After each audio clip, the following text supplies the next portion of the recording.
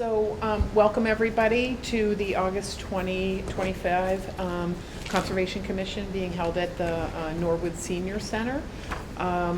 If anybody's recording, it would be helpful for us to know about that right now.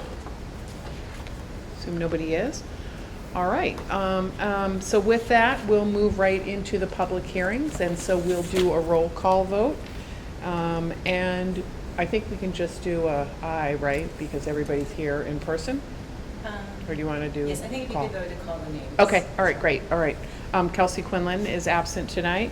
Kalima Mustafa Woodburn? Here. Anil Prasad? Here. John Carbone? Here. And Catherine Walsh here. All right, great, thank you. All right, so we will start out with the first public hearing, and it's 255 Sumner Street, request for determination of applicability, and it's Norwood number N2025-11. The applicant is Matthew Britton and Representative Karen Skinner-Catrone. And the project description is the after-the-fact filling of a deck replacement at the existing single-family home in a buffer zone bordering land subject to flooding, flood zone AE, and riverfront area. And I think we have the applicants here. Karen Skinner-Catrone, I'm here. Great, thank you. So for the record, my name is Karen Skinner-Catrone, representing the owners of 255 Sumner Street. The wetlands were flagged on July 2nd, 2025. Do you want me to share, do you have the screen up, Carly? Yeah, sure. You're welcome to share. Yeah. I'll share it. I don't use Google Meets too often, so I hope I can.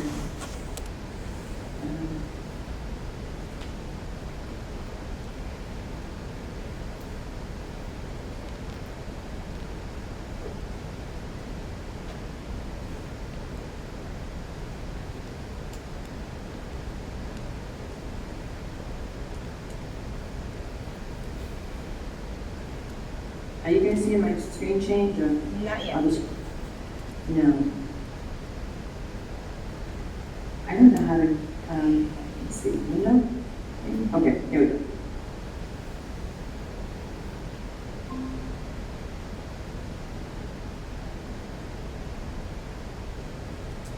We're getting I see. an infinity effect. An infinity Like, effect. just, we can see Your whole screen. many times the same image. Oh, that's strange. Can you possibly share that? Yeah. Yes, sir. Thank you for doing that. Yeah.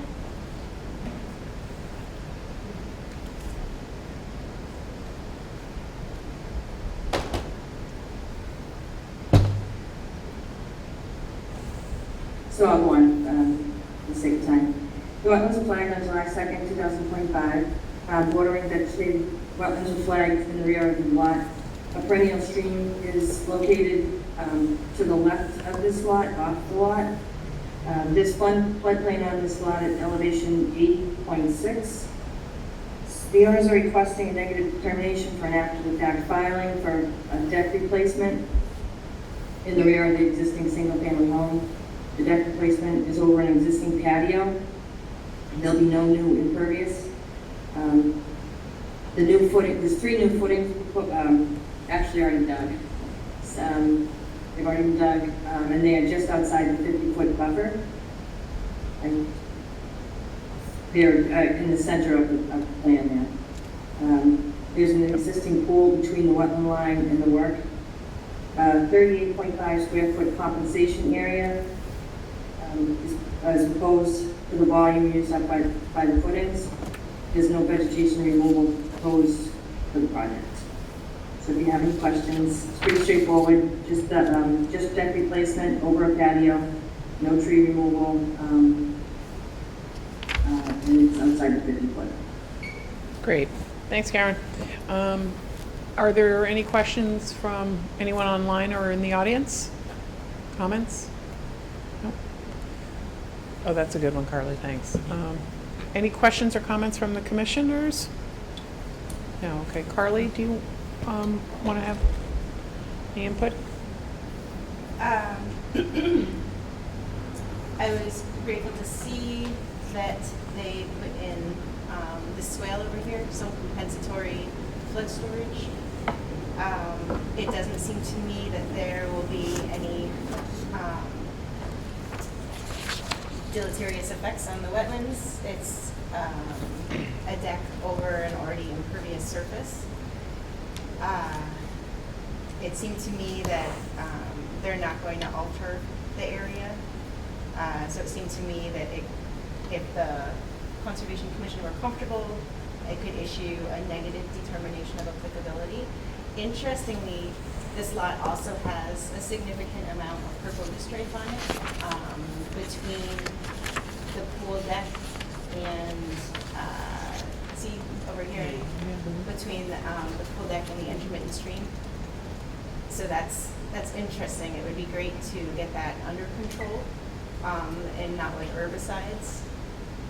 I thought a potential condition could be that the conservation planner and the resident work together to try to control that over time.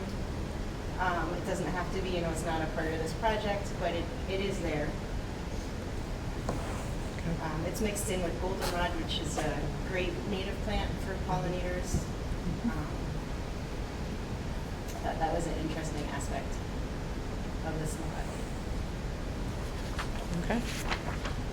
So you are recommending that we issue a negative determination of applicability? Yeah. Okay. Does anyone want to, question?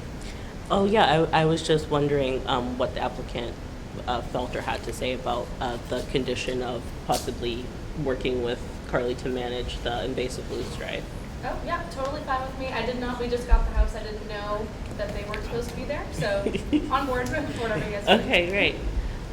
Yeah, so I'll make a motion for a negative determination of applicability with a special condition that the applicant work with the conservation planner to manage the loosestrife.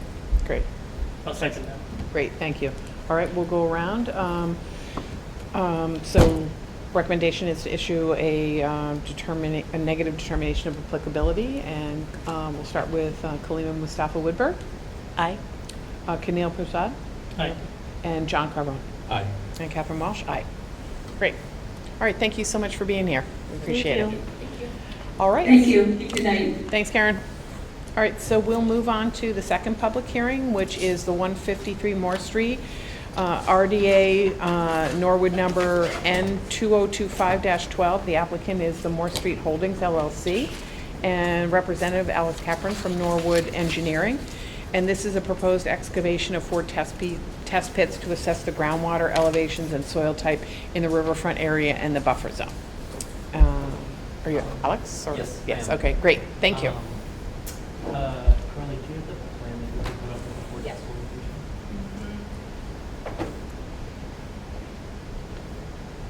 She looked, so good evening. My name's Alex, work for Norwood Engineering. I'm here on behalf of Moore Street Holdings LLC. And yeah, we're just here to ask for a negative determination for these 4 test pits. No potential project in sight quite yet, but we are testing in multiple locations to understand groundwater elevation and soil types in different areas, to understand what kind of, future infiltration may go in places. The existing site is a commercial site, old buildings. I know the client wants to possibly redevelop the site, different buildings, or maybe one building. And that's why we're here. Great, thank you. Any questions from the audience or online? That is no. Any questions or comments from the commissioners?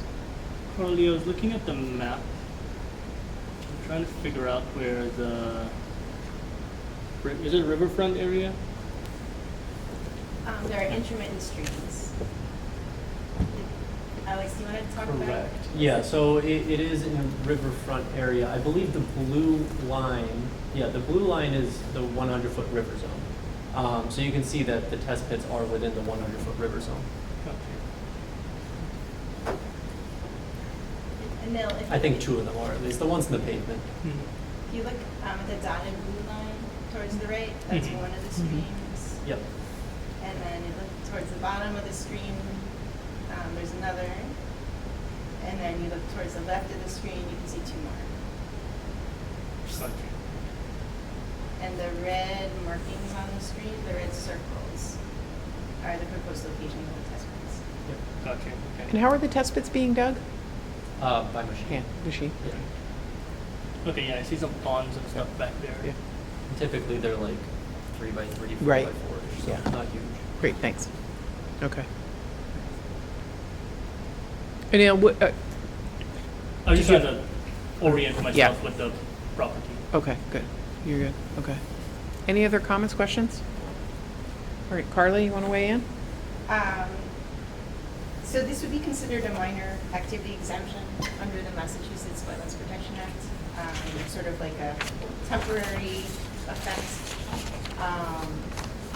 And it's for a good cause. It's to help understand groundwater elevations and soil composition, which will help with designing effective stormwater management system in the future. So it's helpful. And it doesn't seem to me that there would be any significant effect on the wetlands or the intermittent stream area. If you think about where this is as well, just to help with this plan, you see Moore Street at the top. On the right side, there's a wetland, and then there's Route 1. You're trying to imagine where this is. So it seems to me that if the Conservation Commission were comfortable, we could issue a negative determination of applicability with a condition, let's see, that appropriate erosion and sedimentation materials shall be installed and maintained in good condition around excavation areas, stockpiles, and any adjacent catch basins, that no equipment shall enter the wetlands, and that no excavated material shall be stockpiled within 50 feet of any wetland or storm drain inlet. And I assume you're amenable to that? Correct.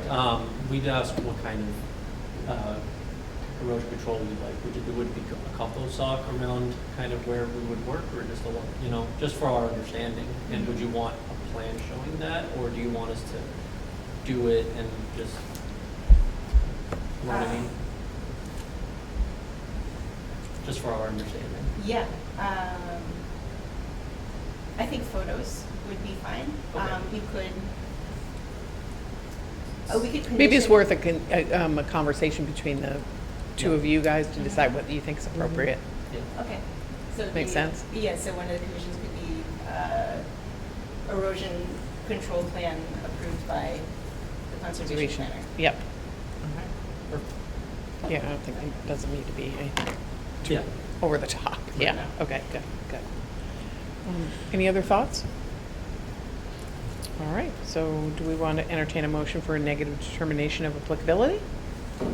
I'll make a motion for negative determination of applicability with conditions of a sediment and erosion control plan approved by the conservation planner, as well as no equipment entering the wetland or excavated materials being stockpiled within 50 feet of any wetland or storm drain inlet.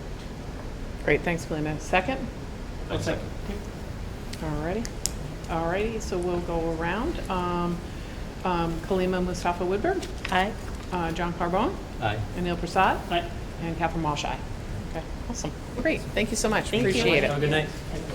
All righty, so that wraps up the public hearings. So the next order of business is the wetland issues and updates, and Carly is going to fill us in on the 1256 Washington Street unpermitted vegetation removal in the riverfront in the Hosbrook. And I think we have the landowner here. Thank you guys for being here. And I was privy to reading some of your stuff that you submitted just today, so it might be helpful for you to describe, sort of what happened and some of the history, just so the other commissioners can appreciate that. Yep. Thank you. So, much of this history is going to be undocumented at this point. And as you find it interesting, I would suggest that a continuance may be in order so I can actually get a hold of former conservation agent, Mr. Getz, because he did not answer his phone today. So basically, my family, in one form or another, has owned the property at the corner of the brook for just about 100 years. The building that holds the School of Rock was built in 1955. The building that holds my office was built in 1965 by my father and my grandfather. In, I want to say 1973, I was also sick, so if I got it off by a couple of years, I apologize right now. But in 1973, the state, DEQE, which is now DEP, and the town wanted to control the flooding in South Norwood. As a result, the granite blocks that you see on each side of Hawes Brook were installed. They go roughly about 20 feet past the end of my building. And at one point, you used to be able to walk out of my basement. The state filled the parking lot into its current level. So the idea being is that we keep the water going down the river towards the Neponset rather than into South Norwood. And as far as I can tell, it has worked fairly well. Fast forward into the early 2000s, I talked to and one of the reasons I'm saying my family was involved in this for so long, because when I started saying I talked to my mom and my dad, they were the owners before me. So I got a hold of them. They're unfortunately also out of town right now, but they can be back next week if necessary. I believe it was in 2010. It could have been earlier than that. But at one point in the early 2000s, Mr. Getz, who was the then current conservation agent, knocked on our door and took a walk in our parking lot. And at that point, because the riverbank had been untouched for probably 10 or 15 years, it looked like a forest. It had large trees, about yay wide. It had a lot of invasives. It had some sort of vine that we actually thought were the leaves on the trees, but that was not actually it at all. And he asked us to take them all down. And the reason he did that is because they were actually in the riverbed, and the ones that were on the bank were basically falling over into the river. And there was a concern that that was going to impede the flow of the water from the bridge down. They weren't so much worried about the water on the upstream side of the bridge, because if it stops up there, it wasn't going to get onto the road and a variety of other things. Again, I was around at that point. I do remember it, but as Dad was the one who owned everything, I was politely told to stay off the side and let the grown-ups speak. We did. At a fairly significant cost to us, we cut it all down. We had Glosso Tree come in. If you've ever seen tree removers, I mean, they brought their biggest trucks and they took my entire parking lot as a basically dump for the vegetation that we cut out all the way. And it was all over. My dad talked to Al. He was like, do you want us to keep it like this? Because we can't afford a $10,000 plus bill every time you guys have a problem. And he said, yes, do it. And so, from then on, once a year, we're usually in August because the guys go down into the river and they're going to get wet, so we let them do it when they're warm. We have basically clear cut the bank. It will be overgrown within a month. I wish it would stay longer. Well, we can discuss that afterwards. Aesthetically, I wish it would stay longer, but it is full still of thorn bushes, purple loosestrife, vines that I honestly don't know what they are, but I don't think anybody really wants them. There's some goldenrod, but not a lot. And so pretty much every August for, I can attest, the past 15 years, we have done this. And this year was no different. I know Mr. Getz has come and gone. I believe he was replaced by Ilex and then Carly. I think I got that right. And honestly, we never gave it more thought. When we were told to do it, we did it. And so that's what happened this year. And so when I've been out of town until yesterday, so I found out about this about 4 o'clock yesterday afternoon. Nadine, who was with me, gave me the violation notice, and I was quite frankly shocked. You're a new commission, you're a new agent, you know, what you deem is best for the wetlands and the riverfront, I totally respect. And honestly, if you save me $2,000 a year, I am not going to complain. Because this has not been a cheap process, but I did what I was told to do for the town. It wasn't in conjunction with any construction. There was never a notice of intent pulled. I had hoped that Al had kept some records. If she can't find them, I believe he probably didn't. And that's one of the reasons I was going to suggest, you know, don't just take my word for it. Give me time to actually talk to Al and come back to you. It may not change what we do going forward, and that's fine, because whatever he did 15, 20 years ago does not impact you. And for those who haven't worked with me a lot in Norwood, I have made my career working with the town, not against it. So I want to work with you guys, and I want to come up with a good solution for everybody. I also want to make sure that we just don't say, okay, don't ever touch it, and then you guys come talk to me 15 years from now and go, Phil, sorry, but all this has got to come down. Because it is private property. I own actually to the middle of the river. They don't do that anymore, but in the 30s they did.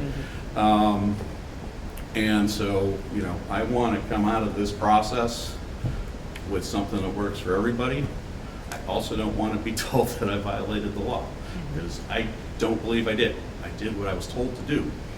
And if that's not what you guys want, then let's make it right. Let's go from there. And that's really all I have.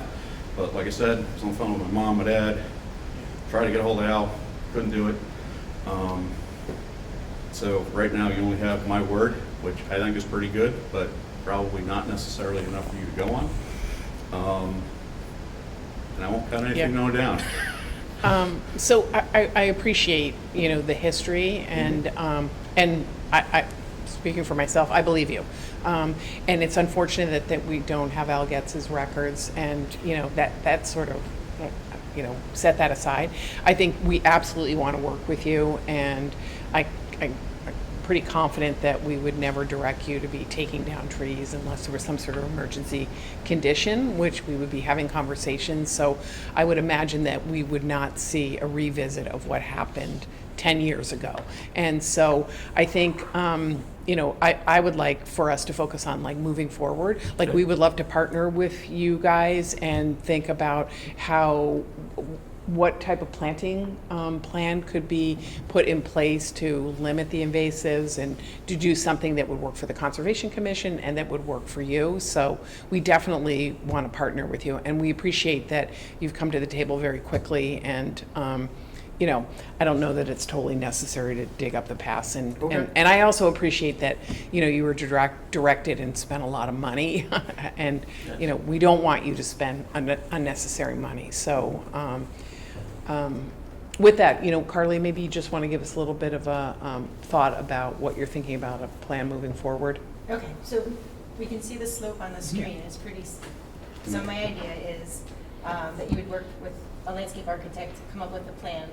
I think that the first thing you need to do is slope stabilization. So you can do something like a fully biodegradable straw blanket to cover it with seeding underneath, native seeds. Also, usually there's an annual thrown in there, like an annual grass, so it will start to build roots and hold the dirt. And then you work with the landscape architect to figure out an array of plants that would do well on that site. I'm thinking like woody plants, so you have long-term soil stabilization. The other side is wooded, and then there's a business on the other side. When you get taller plants in there, it will help to shade the water, which cools the water, allowing it to provide better habitat for aquatic wildlife. And Hopefully they'll come back.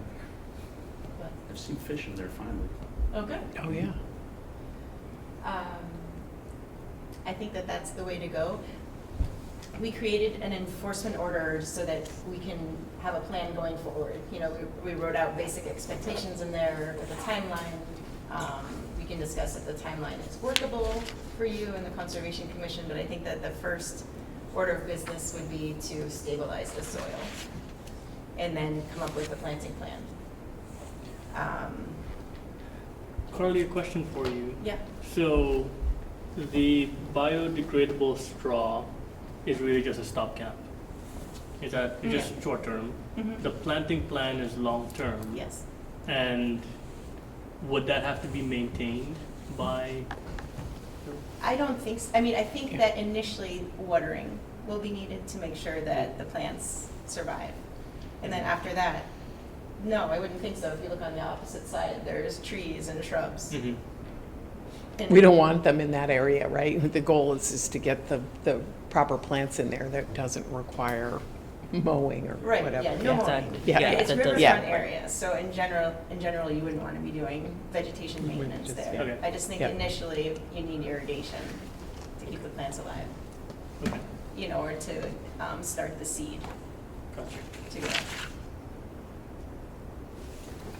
Any thoughts on that? It sounds wonderful in theory. And I'm not fighting anybody. And I'm also not a landscape architect. I do a lot of permitting, and I let the engineers and the professionals design the stuff. That said, I have personally fought with the thorns and the vines. I understand it looks barren. In 2 weeks, that will be green. So I'm a little worried that providing it with even more comfort, I'm going to be trying to plant useful plants in a thicket of thorns. But I'm happy to try, but I don't want to just throw money at something that's going to be overgrown in a week. So Carly- 1 week, 4 months. Carly, when that regrows, are you saying that it's invasives that regrow there? I'm not, because I haven't done a species assessment there. Gotcha. Yeah, I saw that's, an elderberry stump, which is a native, yeah. Mhm. but I think that when you work with a landscape architect who's had schooling in Yeah. design and soil and erosion and stability, and that they will be able to direct you toward a smart plan for that site. And probably they'll be able to go down there and see what's already growing and what's growing across the stream and give you a good idea of what should be in the plan. As long as I don't have to take out a mortgage for this.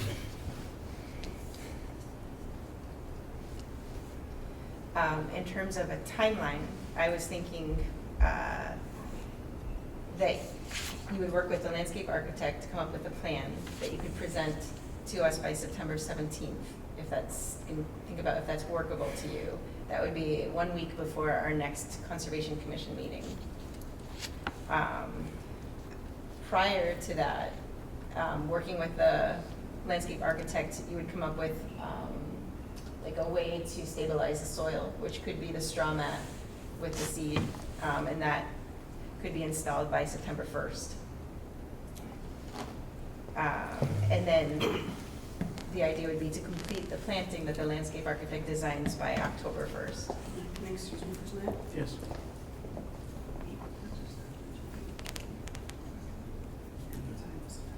So we're just talking about the timelines. Business-wise, we have a lot going on right now, and so I don't know if that's September 1st. Yeah, that's next week. Yeah, we have a bunch of deadlines. We have one Friday, we have two It's actually Monday, Labor we have Day. meetings. I just don't know when we're gonna have time to meet with the landscape architect without hurting our business. So Right. I would just ask that maybe give some consideration into moving that out somewhat, please, even if we can't make the next hearing. And it's gonna be Cronin back then, we probably would have a better time talking about it to see what's out there at the time. But just September 1st is not possible. It could be something so simple as putting in like a straw wattle at the base to catch the dirt that's coming down the slope with rain, a staked straw wattle at the base. I could probably do that in a week, yes. My concern is I haven't talked to anybody, and right now, for my other projects that spend a lot more money than I do, my engineers and architects are backed up weeks. So I don't want to promise something and then not be able to deliver it. I mean, we could have a tentative date. I mean, I can tell you, if I can call them tomorrow and I can get people in, then sure I can make it. But I have no idea how fast I can mobilize somebody to actually do this. I can call MF Landscape and have them put a straw wattle in this week. That's, I'm not trying to hurt anything, but I also wanted to get this done right, because ideally we're gonna do this once. Yeah, so I think some rather quick method of stabilizing the soil, maybe a straw mat plus like a compost sock or straw wattle at the bottom, talk with the landscaper. Yep. I think that would be a great starting point. That would sort of like settle things, and then you can come up with a planting plan. Okay. And so what, could you give us a workable timeline that we could plug into our plan here? That would be great. When is your next hearing? September 24th. September 24th. Here, let me, What's the let me- meeting after that? yeah, I'm gonna pull this up. October 15th. Okay. Oh, get your binder. Model commission. All right, so sorry, there's September 10th, September 24th, October 15th. So would October 15th give you enough time Oh, I to? think that would- I think Okay, that would be Yeah. fine. okay. Yeah, So that's October 15th Yeah. for the restoration plan? yeah. And so you would want to see it before the meeting, right? Oh, yeah, So 1 maybe week like the before. 10th or something, yeah. Submission 1 week before? Yeah, so well, that by would be the great. 8th. I mean, it would be great if it were even before the 8th. I'm It- not gonna drag my feet, I'll get Yeah, it if done we as get it fast done, we'll give it as to you I as soon as it's done. Okay, Okay. yep. And so complete the planting by what would work for you? The straw planting? can. No, straw's No. going in next week, We'll tell or this Michael, week, yeah. or whenever we can get Mike to get it over. So should the landscape architect inform that? Like, will there be certain times to plant or? Yeah, fall is a great time for Yeah, planting. yeah. So maybe, Well, you Wanna have say- to see it, November 1st. yeah, that would make Okay. sense, Okay, hopefully. Okay, and so you're okay with the erosion control going in by, I have September 1st here. That's fine, Okay. that doesn't take a lot of planning. okay, great, okay, all right. We don't need to vote on this, right? Nope, Well, we'll have an enforcement order to sign. yeah, So you would have to, I guess, make a motion to support the enforcement order. I think that would make sense to me. And then you would ratify the enforcement order at the end of the Conservation Commission meeting Can you today. change the reason? I still have a hard time being told I did something illegal. I don't mind fixing it, I don't mind doing whatever you want, but it didn't because I was told to do it. The wording is unpermitted that I have. right. It's going to be difficult because the enforcement order is the vehicle that we get to make an agreement with you about what you're going to do. And absent that, we don't really have any authority. So we would prefer to do the enforcement order. I mean, didn't ask you not to do the Yeah, enforcement order, I just yeah. asked you to change the reason. I think you don't like Oh. the use of the word unpermitted. unpermitted? Yes. So it could be just vegetation removal in riverfront area. Okay, I'm not arguing yeah. that I If did. if you're comfortable with that, Carly, you guys have any thoughts on that? Fine Yeah. with me. I understand Yeah. where he's coming from, yeah. Yeah. Yeah, as long as we get the same outcome, I think, I'm not asking to yeah. change the outcome. Yeah, I- agreed. but Yeah, thank you. semantically, it means something to me. Yep, I hear you. I have never done anything illegal in this country. To the best of my knowledge. But, Yes, yes, you know, yes. And I just don't want to go on record now that, he It was just unpermitted, did yeah. whatever he felt like doing. Yeah. That's all. And there is some ambiguity about the history of it, so There is. I understand. Yeah. Absolutely. We'll make sure it gets documented and published this time. Yeah, I mean, yeah, at the end of this, in addition to the planting plan, I think we need to talk about invasives, and we need to talk about not that part of the riverfront. yeah. And I also wanted to have a chance to talk with Mark Ryan about the not concrete, the granite blocks. Yep, because we normally clear cut all that out, because you can see where the plants are growing in and they're moving the blocks. No one wants to have to redo that wall. Right, right, So, yeah, that's not this part, that's yeah. further. I think there's an opportunity to discuss that too, yeah, So I so wanted that's to great. talk with Yeah. him. There's some work to do here, Okay, because at the end of this, when we're all gone, and somebody else is here, I don't want them to have to try to remember what mom and dad did yeah, understood. 50 years ago. Thank you, I appreciate that. And I touched base with, sorry to speak out of turn. No, I touched base with Mark Ryan, that's our town engineer and head of DPW, and he was remembering back to when Al Getz was working with the abutters on that the granite, reach of the Yeah. stream. Okay. Just in general, so he knows the abutters followed Al Getz's, his Direction. acts, they Yeah, said his yes. direction, yeah, So yeah. thank you for working with the conservation agent at that point, and thank you for working with us now. yeah, Fair enough. yeah, great. And times change and ways of maintaining Yep. land. Well, and like I resource said when we areas. started, there's nothing that we did then that stops you from doing your job. And I'm not Understood, yeah. suggesting that in the least. Well, we appreciate your cooperation. So, so shall we entertain a motion to, I guess, issue the enforcement order with the change in language to suggest that it's vegetation removal versus unpermitted with the schedule that you had outlined? Yes. Yes, I'll make that motion. Great, thanks, Lynn. Second? A second. Okay, great, thanks. All right, we'll go around and vote. Kalina Mustafa Woodberg, Aye. Anil Prasad, Aye. John Carbone, Aye. and Catherine Walsh. Aye, great. Thank you very much. Thank you so much for Thank you. partnering with us on this. We appreciate it. Thank you. Yep. All righty. Next up is Conservation Commission business, and the first up is the Guile Pond quote review. Orly's been working hard on this. So, all right, so background Yeah, on give this. John a little back. You probably know this already, but I'm just gonna go over it, which is that the Concom has been working with the Sportsmen's Association to talk about the current state of Guile Pond and its potential future. And the outlet of the pond is degraded, and so is the dam in general. And the Sportsman Association has been sort of building up the outlet over the years so they can have a fishing derby with water levels high enough to be usable. Now, the Sportsman's Association owns the building there and rents the land from the Conservation Commission for like $1 a year kind of thing. And so we're starting to work together more on caring for the pond. They maintain the area and do mowing and so forth.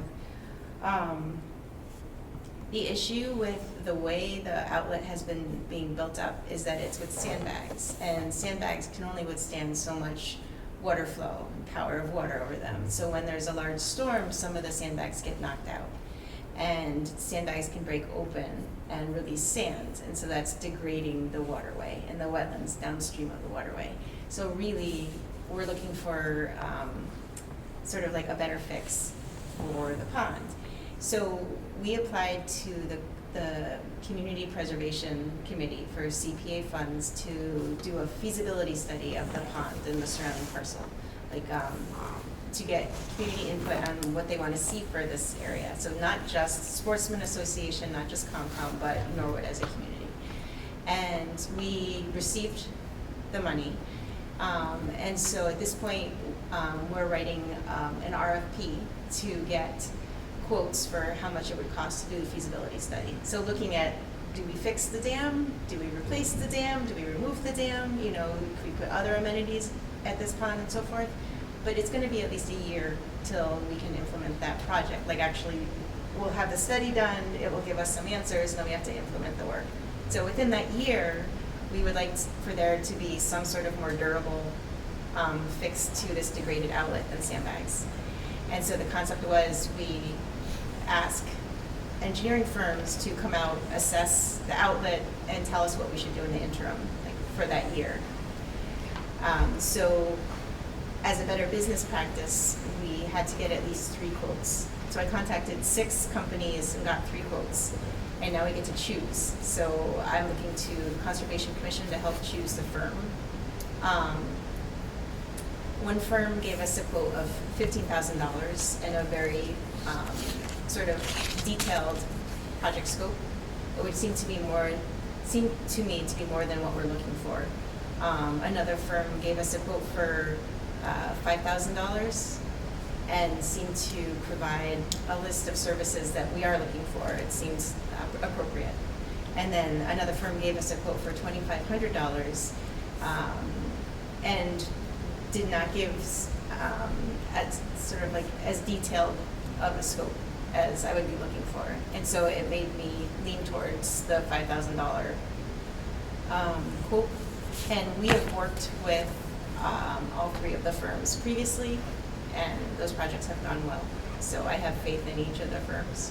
But I wondered what you all had thought when you read through the information that they provided to us, and if you were leaning in any particular direction.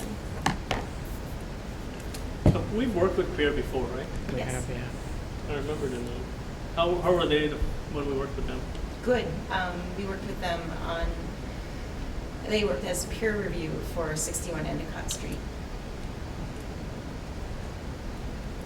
I remember that vote, that was in town meeting, right? Was that one of the town meeting? I thought there was something with that, I don't- with the pond in town meeting to allocate money. Oh, the Dial Pond, yes. Yeah, that was the Yes. town meeting, okay. We discussed, yes, the CPC Yes, that's where discussed, it's- yes, the CPA funding, and that was one of the project proposals. I don't know if this matters. I am a member of that sportsman's club. Like as of last fall, I'm not like a mate, I've been once. I don't know if that matters. Like my priority is the pond, not the sportsman's club at this moment, but. I don't think so, It's- unless it's you just- feel like there's a conflict of I interest. have no You can con- state I don't it like and- doing anything. Yeah. I've been once, but I just, yeah, I don't know. Just put it out. In my job, you have to like make sure everybody. Mhm. But yeah, no. Who were the three proponents? It was PAR, Our Tetra Tetra Tech Tech. and Stantec. and who was 2.5? That was Tetra Tech.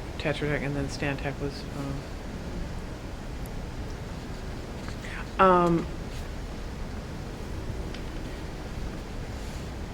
Do you feel like what Peer or whatever they call it, do you feel like their proposal is a long-term fix, like compared to what, are the solutions being proposed different by the three companies? Well, I think that the $15,000 quote was for sort of a deeper look into what can be done at the outlet that would inform our feasibility study. Mhm. And I think we were looking for not quite as deep of a look into that area. and so this is a short-term fix prior to the CPA project, which will be a real feasibility study. Yeah, okay. So I'm with you there. So initially when we were chatting the other day, I was like, $5,000. Like what are we really getting for $5,000? But each of the three firms that submitted are really good, and maybe we don't need a ton of work now. It's just because it is an interim fix. So I'm inclined to support your recommendation. I like the more descriptive, like you said. Like I do my job in IT, but if I say something's 6 hours, I just say it's 6 hours. I'm like, what is 6 hours? So I look at everything like that. I mean, the fact that more descriptive, I think is helpful in case anyone else looks at it. Like, what did you spend $5,000 on? So they did all this versus they looked at it. And I don't think that's too How far? transparent. Sorry to interrupt. No, How, good. how far out is the CPA funds? So applications are due on, moving right into my agenda item, are due on October 1st, and then the final applications are due on November 15th, I think, so. Wait, are you talking about the next round of CPA funding? Because that's what Catherine's responding. Yes. Or are you Yeah, so asking like, something else? there's a whole assessment that has to be done with Gal Pond, right? And Carly's, Concom's trying to get money from CPC to do that, to so do that'll that. be Yeah. a lot more money than $5,000. Because I'm wondering if what we're doing is just for like a year, and then we'll hopefully get the funding from CPC. Well, we have the funding to do the feasibility study. Okay. It's coming out of our So Concom at this budget. point, I'm just going to be writing up a project proposal Mhm. and then getting firms to respond to that. And then we'll use the money that we were awarded to pay for that study. And this is, it's just interim work, so we're asking someone to look at the Guile Pond outlet as it is now and Mhm. tell us what we should be doing. Like, what's the risk of leaving it as it is? Yep. And what would they suggest that we do instead of sandbagging it? Mhm. And then we'll have to implement, you know, what they propose if we agree. And But so that what would is be there- additional funding for that. Is there a sense, because I'm hearing that this is like an interim Mhm. thing, Yeah. but how long is that interim period? Well, we'll have a year. Okay, so it is 1 least. year. Okay, at At least a year. least, because, I mean, we can do the feasibility study, but we're gonna have to get funding for that, so that could be years. So this interim solution, Yeah. yeah. Okay. So in this case, I'm on board with doing whatever is the lowest cost. So the $2,500 No. proposal. No, sorry, the 5,000. Well, I thought Tetra Tech was more expensive. No. Yeah, my only concern is PARs, like, it's around 5,000. So are you gonna issue a not to exceed for 5,000 to them? Like, what is around 1,000? Is that really a bid? I mean, they haven't given us a firm price. Mm. Right, So- so I could ask them Yeah, for that.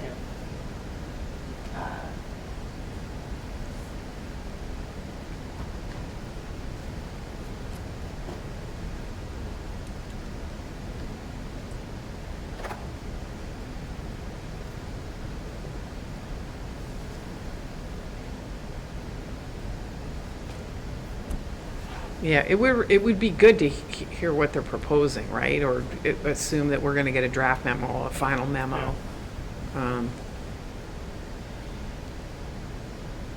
I'm surprised that Tetra Tech gave like a 2,500 desktop review.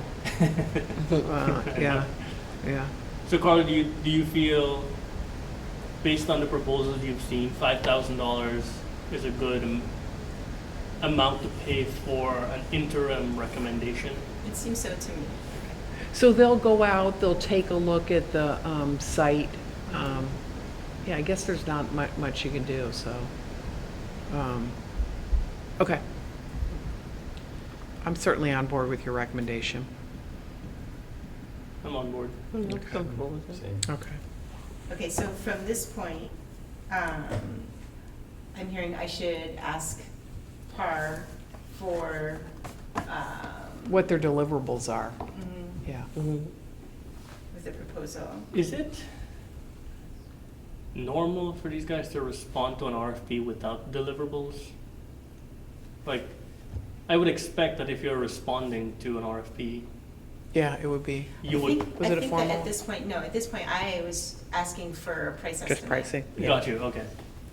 So it wasn't a formal RFP, yeah. Right. Yeah.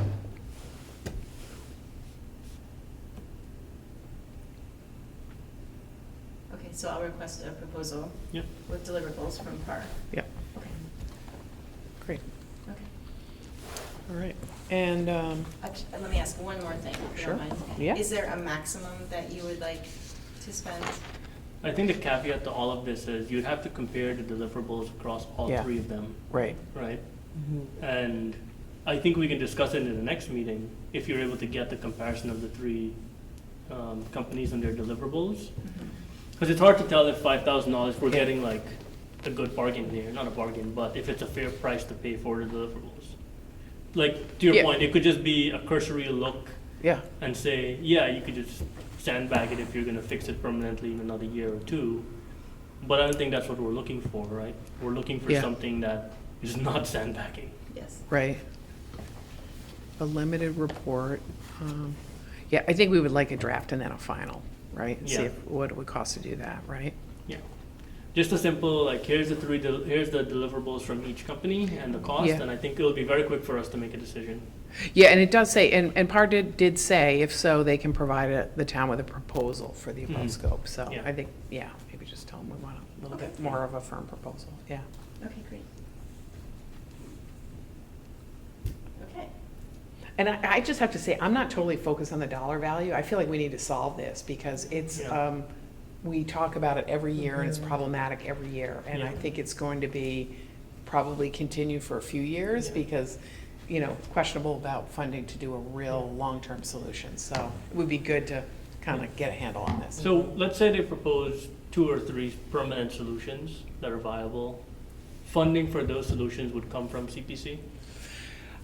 To be determined. I think we would have to see what it is. Hopefully, it wouldn't be, maybe we could partner with DPW, but we're really gonna have to wait and see what the results are. My fear is that we're not gonna make this CPC cycle, Yeah. right? Because we won't engage with them and be able to Yeah. do that. So we would be, at that point, it would be the feasibility study Mm-hmm. money that's really gonna do the long-term stuff, Gotcha. so, yeah. Yeah. Okay, great, okay. Do you feel like you have enough direction there? Okay, good, good. All right, we're all set with that item? Okay, and Kelsey usually gives us the CPC report, but I don't think they've met. I'm sorry, the comprehensive plan report. So no real updates from last week, just John, just so you know, October 1st is the pre-application, November 15th is the final application, and people are starting to reach out to us now, which is great. And then, the other thing that at some point we need to talk about, maybe at our next meeting, is there was comments at the town meeting. We asked for $10,000 to be set aside for conservation land, like work around that, whether it's deed surveys or deed work or into an account to be able to procure land or whatever. And the feedback at town meeting was like, $10,000 doesn't seem like enough. So it seems like there's appetite There is. to do more. So I think we have to figure out like, what's our sweet spot? Like, we don't want to ask for too much money, but, and John, maybe that's your first assignment to sort of, think about like, what would be the right amount? Is it 50,000? Is it 100,000? What would it be? What I feel, just people I know, they're like just whatever it is, whatever it takes, because they want to have that land Have that secured. land, yeah, And that's yeah. myself included. But Yeah, I don't know. Do they we don't look- make more land, It's like people say, like, you don't make more land, so For sure. you got what you got. And I'm not really sure how to get at that number. I know, yeah. But a part of it is maybe an informal conversation with FinCom, and maybe Alan is the FinCom rep for CPC, so maybe I could have a conversation with him and get a sense of like, because they're gonna have to support it, right? Is it, I'm sort of thinking, do we shoot for 50? Do we shoot for 100? Well, if people think 10 is too little, right? Yeah. 20 would probably be not that much more. So you're looking at least 25 to me. for 25, some of them okay, yeah, to seem yeah. needy, and then go Yeah. from there. Yeah, If you came back and say, because I was in the meeting as well, it's like, Yeah. oh, well, how about 15? They're like, it's $5,000? Like, I know, yeah, They- yeah. So, yeah. it's nice that they want to endorse, like, the people that are going to be voting. Yeah. But I'd say at least 25 to Okay. start. So I'll reach out to Alan I don't think that'd and be see what he hard to says tell. about that. Yeah, that's great feedback. Thanks, John.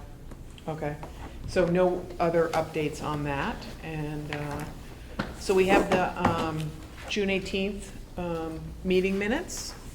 Has everybody had a chance to take a look at them? Awesome. All right, so any comments, questions, corrections? Carly's the best meeting minutes Was I here June person. 18th? I don't remember.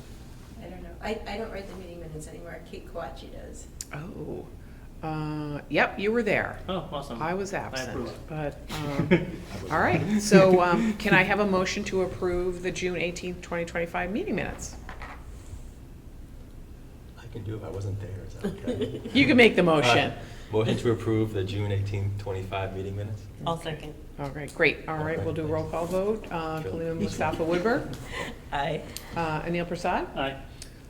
Catherine Ross, I'm going to abstain, I wasn't there, and John Carbone? For the minutes, I wasn't there either. So abstain. Abstain. Yeah, perfect, yeah. They say that you can actually vote for them Okay. because you've read them, but I Yeah. don't feel comfortable, Yeah, I so, don't do- yeah. yeah. So anyway, they're passed. So 2 people passed them? Yep, Okay. Because Kelsey's not here, and she was the third person at that meeting. So does that work? If it's half of the Counselor Concom, needs to be as 3. opposed to like 3? well, you know what, I will vote in favor then, Okay. just to make it, so we have a quorum, right? Okay. Okay, got it. Alrighty. Agent update, Carly. Okay. Welcome to John Carbone, our newest Thank you. conservation. Thank you, Happy to be thank here. you. Thank you. We're happy, We're very we're happy happier to than have you you. are. That's fine, no, we're glad to help. Awesome. It's a wild ride. Welcome. What can I tell you? I will tell you a few updates. At Cooper Park, we had a report from Joe Greeley that there was a staircase that got dumped in Hosbrook. I requested DPW to remove it, and they said sure, and they did. I went down today, and it's gone, so that's great.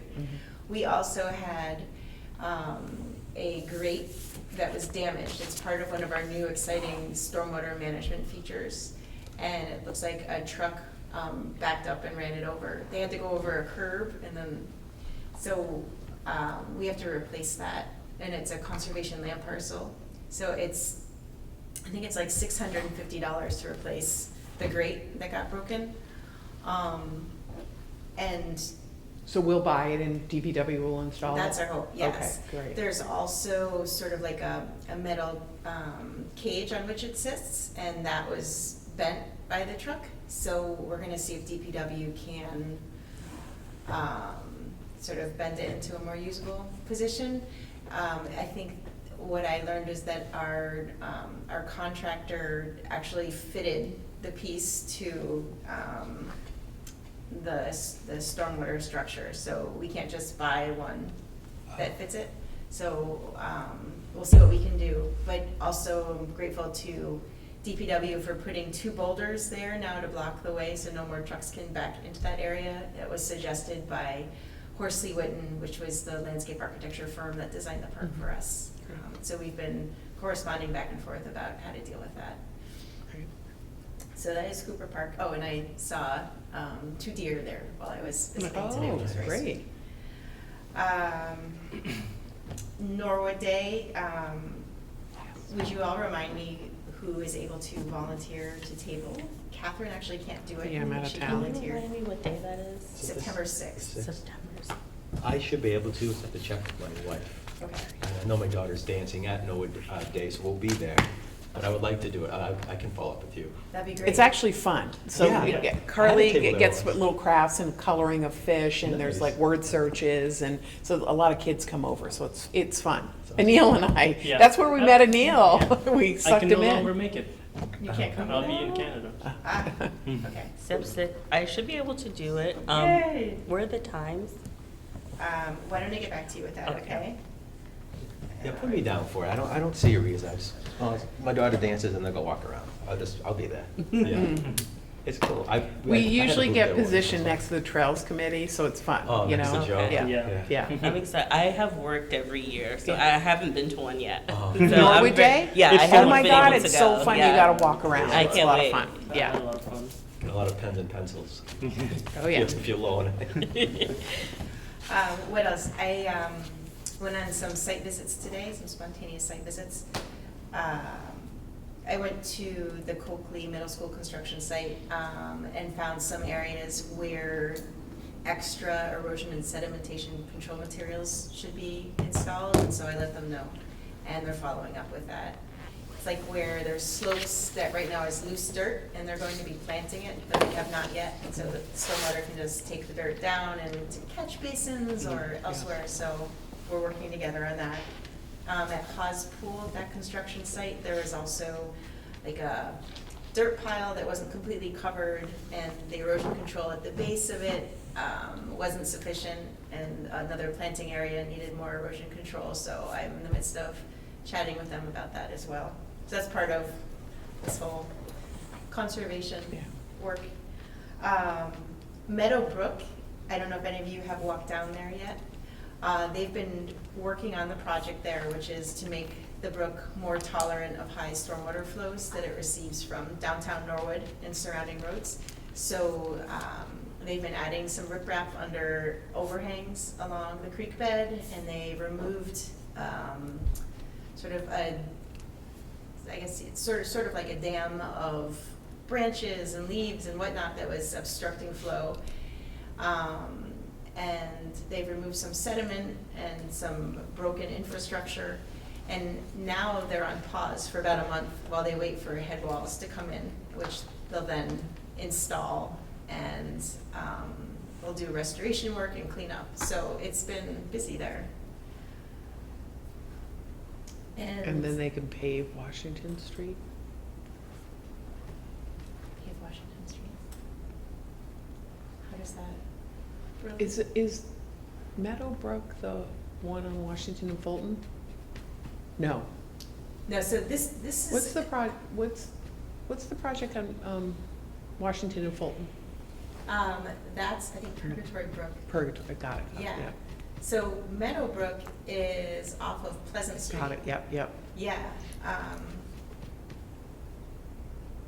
Yeah, okay, got it. Yes, and that other project is definitely taking some time, Yeah. but they're making progress. So, that's about it. Okay, great. And please stick around so you can sign. So sign for sure, okay? Entertain a final motion? Motion to adjourn? Thanks. Second. Great, all right, we'll go around. Kalima Mustafa Woodward, Aye. Neil Prasad, Aye. John Carbone, Aye. and Catherine Walsh. Aye. Great, thank you. Thank you.